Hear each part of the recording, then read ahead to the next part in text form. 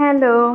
কোনো রকম প্ল্যান ছাড়াই নিজের কিছু প্রিয় মানুষদের সাথে কোথাও বেরিয়ে পড়ার মজাটাই আলাদা।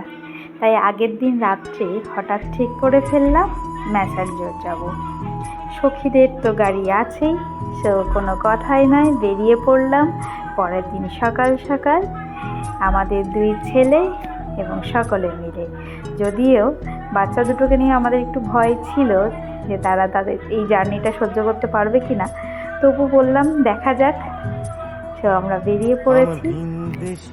সেদিনের আবহাওয়াটা ছিল আমাদের সাথেই, সুন্দর আবহাওয়া এবং মাঝে মাঝে কৃষ্ণচূড়ার লাল আভা শোভা বাড়াচ্ছিল, বই কমাচ্ছিল না। সো আমরা চললাম ম্যাসাঞ্জরের পথে এবং যেতে যেতে অবশ্য বাচ্চা দুটো একটু অসুস্থ হয়ে পড়েছিল, তারপর কিছুক্ষণ সময় দিতেই তারাও একটু সুস্থ হয়ে যায় এবং তারপর আমরা একটু সকালে জলখাবারটা সেরে নিই। আমাদের জলখাবারে ছিল মুড়ি। তোমার গল্প বলো কাকে। আমাদের জলখাবার সেরে আমরা এগিয়ে গেছিলাম গন্তব্যের দিকে এবং মাঝে সুবিস্তীর্ণ জঙ্গল এবং পাহাড় পর্বত দেখতে দেখতে সত্যিই মনটা ভরে উঠেছিল।